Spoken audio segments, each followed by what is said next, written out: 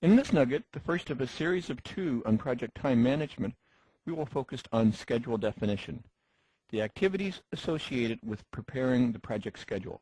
This covers activity definition, taking the WBS initially defined during scope management and breaking it down to a further level of detail where single activities, single tasks can be assigned to single individuals. We'll focus on developing the project sequence, which tasks must be completed first, which are predecessors, which are successors on the overall project plan. We will focus on understanding what resources will be required to complete our project. We will focus on the specific activity duration estimates. How long will it take to complete each component of our project schedule? And finally, we will talk about specific activities related to developing the project schedule, getting the complete activity list, sequence, resource estimates into a project scheduling tool to develop the project plan. And that will complete this nugget on project schedule development. In the next nugget, we will focus on project schedule control. Although it may appear overwhelming to have 5 separate components related to project schedule development, it actually isn't that bad.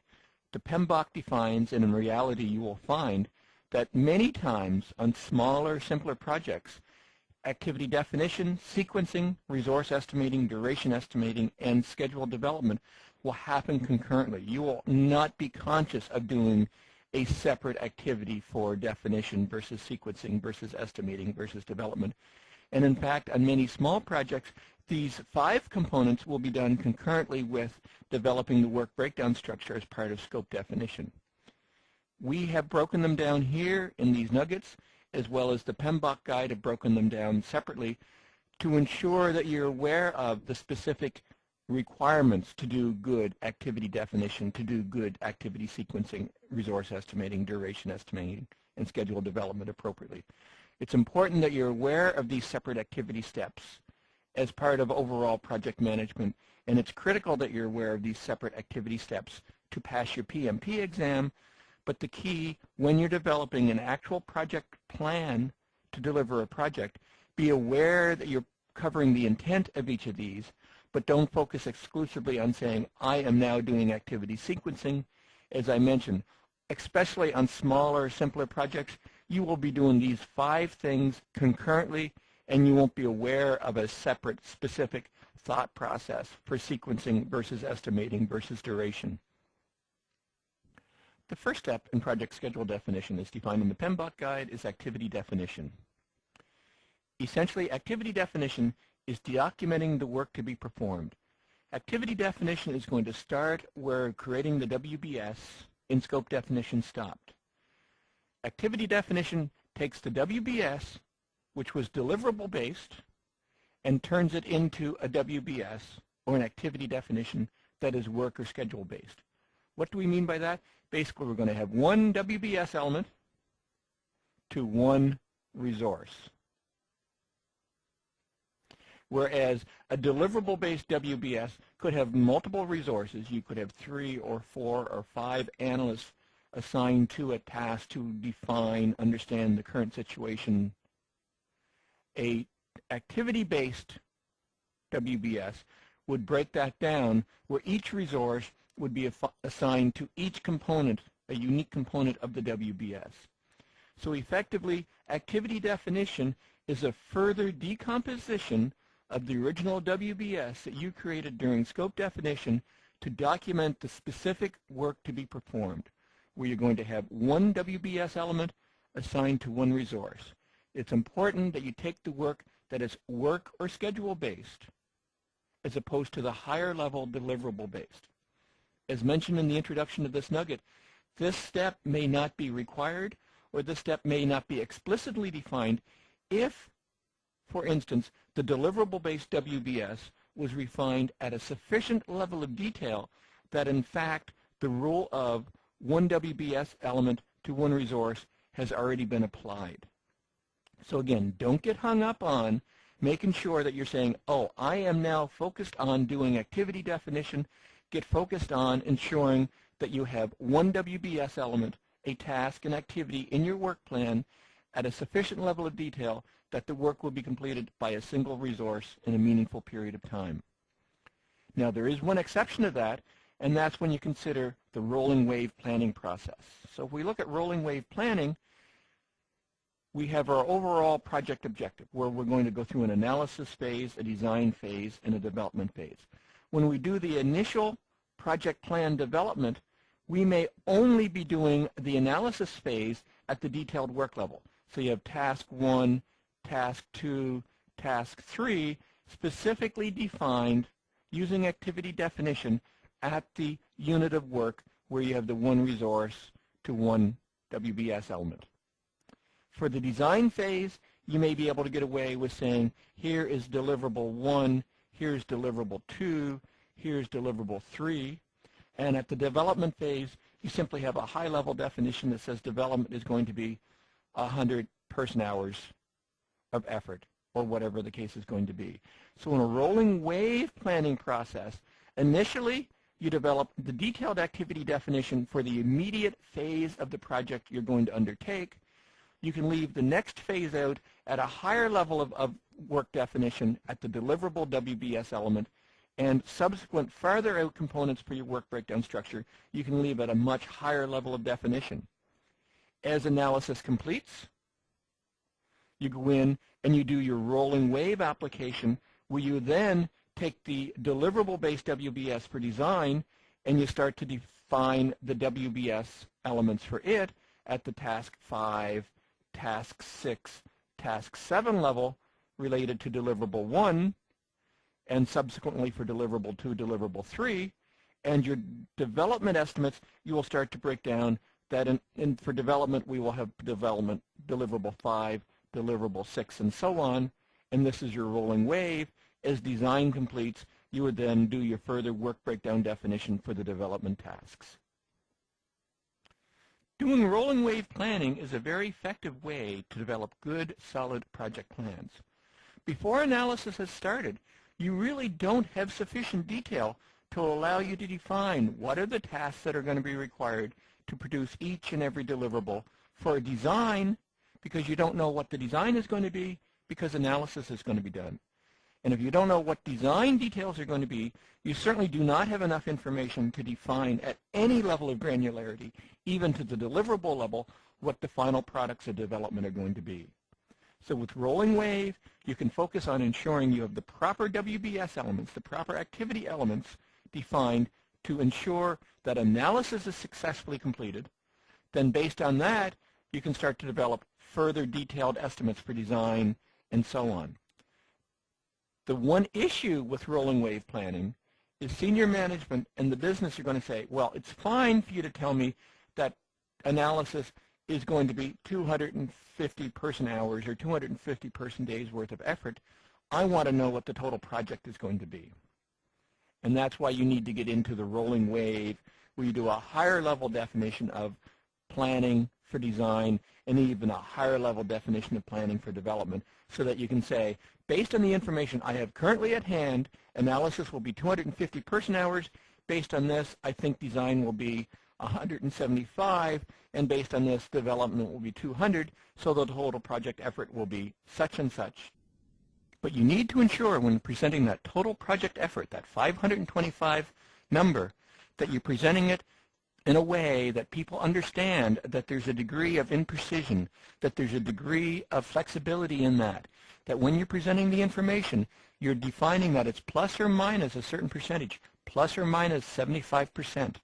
When you're doing rolling wave, it's important that you're presenting the definition that the total project definition, the total project size, has been estimated, and you have a certain degree of confidence, potentially not high, because we're simply doing a very high-level cast of what our further out phases are going to be. And as you refine this, the design may not be 175. The design may, in fact, become 225 based on the detailed estimates. And based on that, you're able to refine that says development will not be 100. Based on this information, development is going to now be 150. Or maybe we should become more optimistic and say, based on this, development is going to be shorter and will only be 75. So when you use a rolling wave planning process, it's important that you define your level of confidence that when you're presenting the total project picture back to senior management, back to your business sponsor, they understand that this is not a firm, fixed estimate for the total project. It's simply a firm, fixed estimate for the next phase for your rolling wave, and best assumptions, and I'm going to use the term best guesses, for the further out phases for your project, and you're going to present your level of confidence. The next step in project schedule development is the definition of the activity sequencing. In other words, defining the dependencies between the tasks, identifying any dependencies that one task has on the other. Dependencies can be set up with four main types, with the most common being finish start. Finish start, simply applied, means that task B cannot start until task A has finished. Hence the link, hence the dependencies from A's finish to B's start. Used most commonly, probably 95% or better of all dependencies created in a project plan will be a finish start type. Other types of dependencies are finish, where we're saying task B cannot finish until task A finishes. Often used where you have a series of tasks that will finish and result in the combination of a milestone for a phase or component for your project, where the final tasks for the phase would have a finish relationship on the milestone itself. A similar style of dependency is a start, where you're saying B cannot start until A starts. Similar application, except in this instance it would be the tasks are dependent on the start of a phase, the start of a milestone, and the subsequent tasks can start once the phase or once the milestone has been initiated. A final type of dependency is start-finish, not commonly used, and therefore will not be discussed further in this nugget. The most common style of dependency is finish-start and will be used most times in creating a project plan. When you're creating your project dependencies, you need to ensure you're focusing on the mandatory dependencies. The dependencies that absolutely impact the outcome of the project, or the dependencies that absolutely determine that B absolutely cannot start until A has been completed. B is dependent on some output, B is dependent on some process, B is dependent on some information that A is going to be provided, and therefore B cannot start until A completes.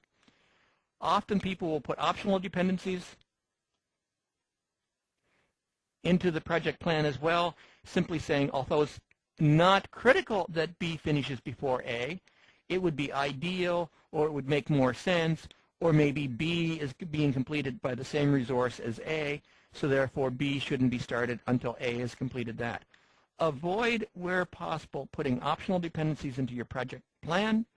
Optional dependencies simply create a more complex dependency diagram. Optional dependencies, as a result, therefore require more work by you to create the dependencies, and more importantly, optional dependencies add more complication and result in more effort to debug and to maintain the dependency plan for your project.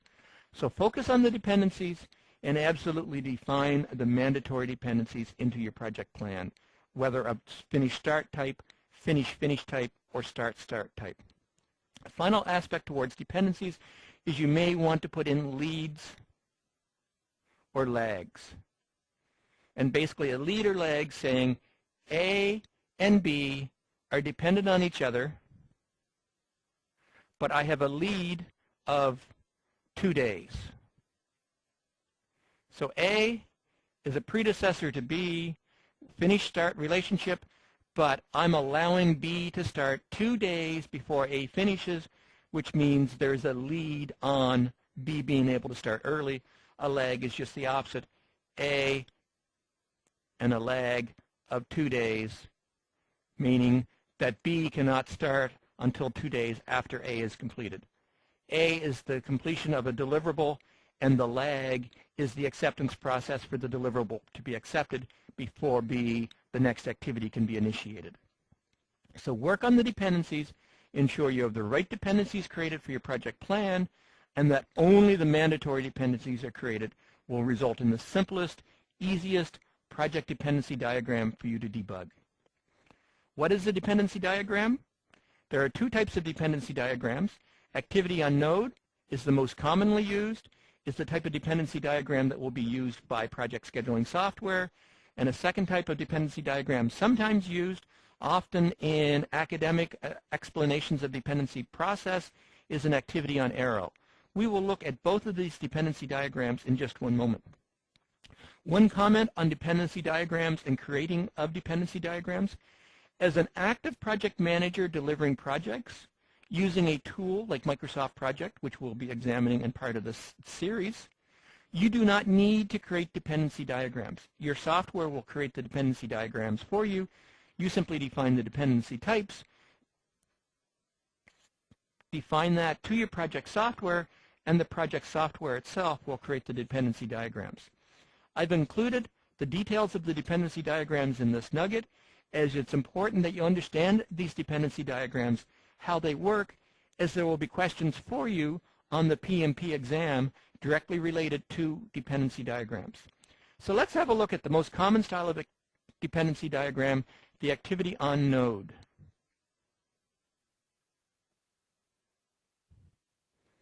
The activity on node, or often referred to as the precedence diagram, consists of the identification of each activity, each task in your schedule, in this case tasks 1 through 5, defining them on the nodes, and then using lines or arrows to link them. So in this case we're saying task 1 has a successor task of task 2 and task 4. Task 2 has a successor task of task 3, and task 5 has predecessors of 4 and 3. This is depicting the most common style of finish start, but if appropriate, you could say this is a start start and this is a finish finish type of dependency within your activity on node dependency diagram. Again, activity on node, the most common. Activity on node is what your project scheduling software will draw for you, often called the dependency diagram. Each activity, each task in your project is identified as a node, the box, and the dependencies between the nodes, between the activities, identify the actual dependencies, where 1 to 2 has a finish-start relationship, where 3 to 5 has a finish-finish relationship, and 4 to 5 has a start-start relationship. This allows you to understand the dependency diagram. This will be examined and reviewed on the PMP, so it's important that you understand what an activity on node is, how the activities are represented, and how the dependencies are represented. This is quite different than the next style of activity diagram we're going to look at, which is the activity on arrow.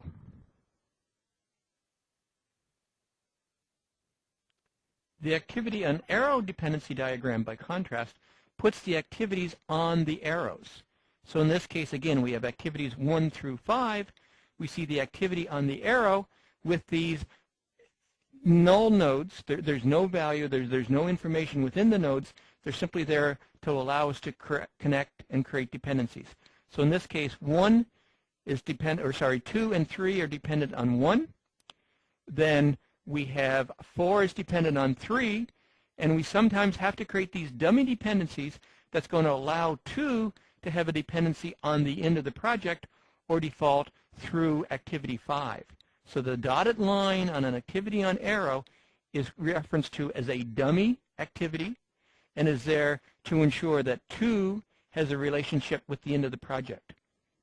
Activity on arrow only represent finish to start style relationships. An activity on arrow has no capability of representing a finish-finish or a start-start relationship. The activities are on the arrow, dummy tasks are inserted, and the nodes are simply connection points that allow us to understand the relationship between activity 3 and activity 4, and in this case the dummy relationship to allow us to understand the relationship between activity 2 and activity 4 going through to activity 5. Again, it's important to understand the distinction between the activity on node and the activity on arrow, as this information will be on the PMP exam and you will be required to display understanding of these diagramming techniques.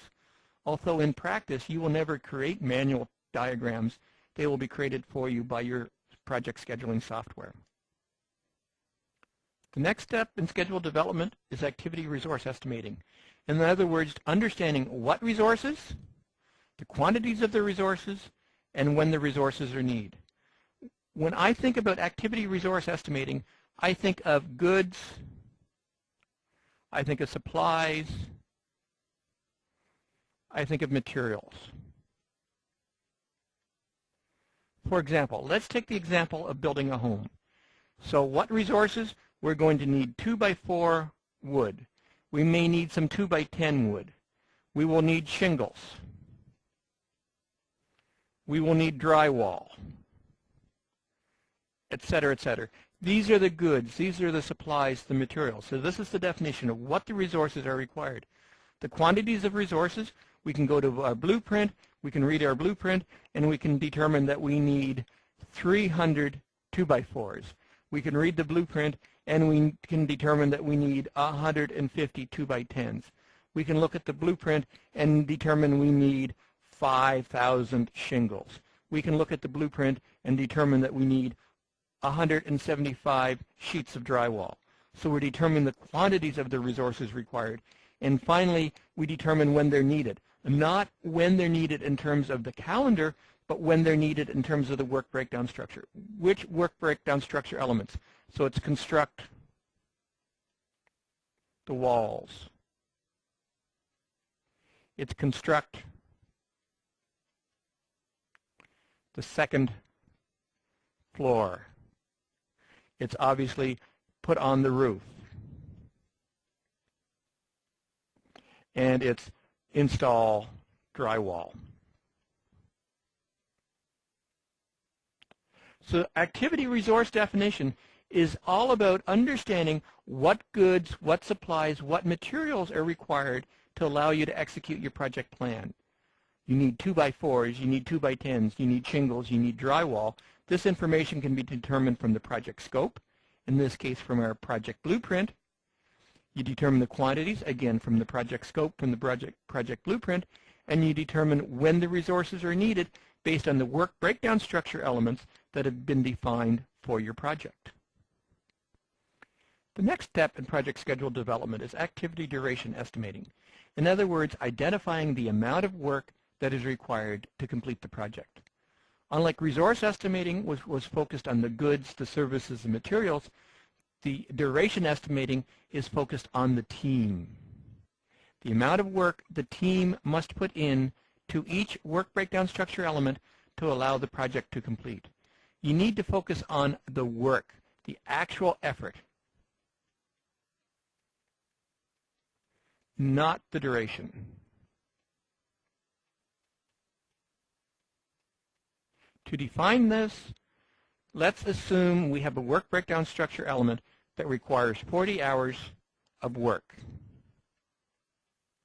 If you assume 40 hours of work is equivalent to a single work week, you may or may not be accurate. 40 hours of work may be completed faster than a work week or may take longer than a work week depending on how the team is assigned to the work breakdown structure element. If you assigned the 40-hour work element to a single resource, and that resource is full-time on your project, it will be completed in 1 week. But if you assign that 40-hour work breakdown structure element to 2 resources, it will be completed in 2.5 days. Or if you assign that 40 hours of work to someone who's only available to your project half-time, so you have a half of a resource, the work will not be completed for 2 weeks. So activity duration estimating is focused on identifying the amount of work required to complete the project elements, not the duration. If you focus on the work, it's 40 hours of focused work, and then assign the appropriate resources to the work breakdown structure element. Is it 1 resource? The project scheduling software will determine that task can be done in a week. Is it 2 resources? The software will determine that it can be done in 2.5 days. Or if it's only half of a resource, the software will determine that it's going to take a total of 2 weeks to complete the assignment. So that's what activity duration estimating is all about. Identifying the work, developing estimates for the work, not the duration, and letting the project software calculate the duration for you based on the availability of the resources to work on your project. In spite of what I just said about a single resource being assigned to that 40-hour task, being able to complete it in 1 week, that actually is not the case. Here I've made a very interesting statement where I say 40 hours does not equal 40 hours.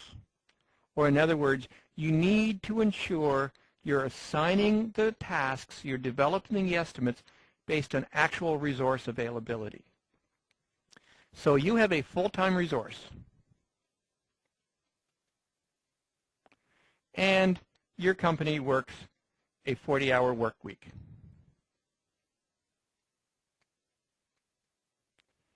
In that case, why does a full-time resource working a 40-hour work week not be able to complete 40 hours of work? Simply because that full-time resource is going to get sick occasionally. That full-time resource is going to take a non-project time to read email, for example. That full-time resource is going to take annual vacation. That full-time resource is going to attend departmental meetings. That full-time resource is going to meet with fellow peers to discuss a problem on the last project that they worked on.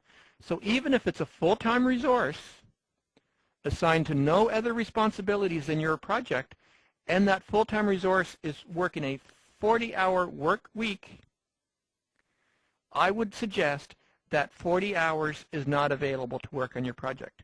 You need to factor in time over the 6 months or the 8 months or the 10 months or the 2 years that this full-time resource is going to be working on your project. They're going to get sick. They're going to take time every morning and every afternoon to read their email. They're going to take their annual 2 or 3 or 4 weeks of vacation allotted to them every year. They're going to attend departmental meetings. So 40 hours does not equal 40 hours. What's the right number? Does 40 hours equal 35? Does 40 hours equal 32 and a half? Does 40 hours equal 30? Unfortunately, I can't tell you what that right number is.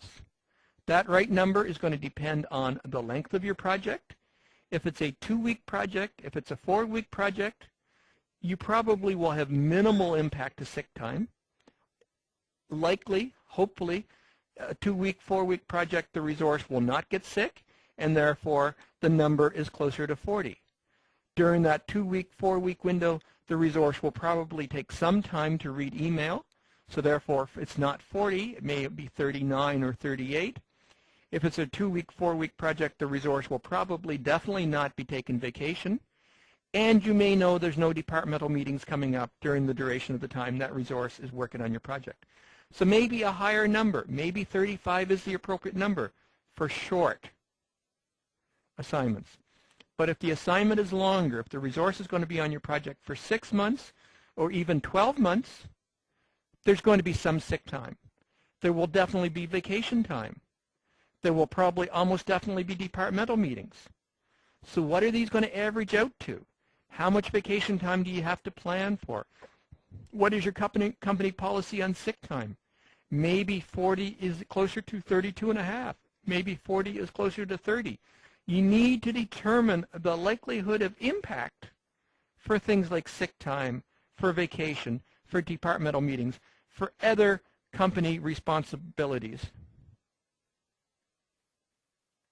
and determine what an appropriate resource availability is going to be, and include that consideration when you're determining project estimates and when you're determining how resources are going to be assigned to your project. Because 40 hours of resource availability does not equal 40 hours of project work completed. A final component that must be addressed for resource estimating is the actual estimate yourself. How do you develop good, solid, realistic estimates? How do you know it's going to take 40 hours or 20 hours or 60 hours to complete a specific work breakdown structure assignment. I hate to say it, but sometimes estimating is a guess. It's a rolling of the dice. It's a random number. I don't suggest that's a good method, but sometimes it really is. It's never been done before. Projects are unique. Therefore, you have never undertaken a specific task like this. So maybe it's a guess. I hope it's not as random as rolling of the dice or generating of a random number, but sometimes estimating is purely guess. An estimate is an estimate. Hopefully your estimating can be a little more concrete than that. It may be analogous. It may be same as. The last time we did a project like this, or the last time I worked on a task like this, it took me 25 hours, so therefore, using this estimating technique, this project should also take 25 hours. It may be parameter driven. The last time we developed a X, it took us 6 hours, therefore we're developing 5 X's times 6 hours, so the estimate is going to be 30. So you may have a series of specific parameters based on units of predefined measure, and you simply multiply the number of parameters on that. But estimating is estimating. Whether it is a guess, and I hope you don't have to resort to that method very often, whether you're using some form of analogous same as estimating process, whether you're using some form of parameter-driven process, you want to ensure your estimates are as realistic as possible. Ideally, you would use multiple estimators. You would ask 2 or 3 or 4 people to say, go away and develop estimates for these work breakdown structure elements. Go away and develop estimates for this component for my project plan, and then come back and compare and rationalize and develop sound estimates based on the results from multiple estimators. Use an estimating technique such as multiple estimators is expensive in the amount of time and the amount of effort it requires to use multiple estimators. A technique often used in lieu of multiple estimators is a technique called the PERT. And PERT applies the principle of multiple estimators, and you simply develop multiple estimates. So you yourself or your estimator develop multiple estimates for each task. You develop a pessimistic, a optimistic, and a most likely. And then using the PERT formula, which is simply the pessimistic plus 4 times the most likely plus the optimistic, divide that by 6, will be your actual project estimate. So using the PERT technique, pessimistic. If everything was awful, if everything fell apart, if nothing worked on my project, it's going to take 10 days or 10 hours or 10 units to develop this work breakdown structure, to complete this work breakdown structure element. If this were an average project and everything went reasonably well, it would probably take me 6 hours, so it's 4 times 6. And if this were the perfect project, if I had absolutely no challenges, I could complete this in 5 hours. So you do that over 6. So it's 10 plus 24 plus 5 over 6, or 39 over 6. And I don't have the mental math in my head for 39 over 6, but the division of 39 divided by 6 would be the final estimate that you would use for your project based on the PERT technique. So estimating, they are guesses, but develop processes that you can develop good, solid, realistic estimates that will identify the work that is required to complete each and every element of your project work breakdown structure. The final step in project schedule development is the actual development of the schedule. It's taken the WBS elements that we've identified and worked on in this nugget. It's taken the dependencies that we've identified and worked on in this nugget, and it's taken the estimates and combining them together to create the project schedule. It's identifying when each unit of work will be completed based on the dependencies and the estimates and the resources assigned to the work breakdown structure element, and developing the schedule. You do this using software. Using a product like Microsoft Project, which we'll be demoing later in this series, you will take the information, plug it into your software, and the software itself will develop the schedule. It sounds easy. It is relatively easy. The key thing being the first cut at the schedule, based on the WBS elements, based on the dependencies, based on the estimates, will probably not be the final schedule that you will deliver to your project sponsor. You need to be prepared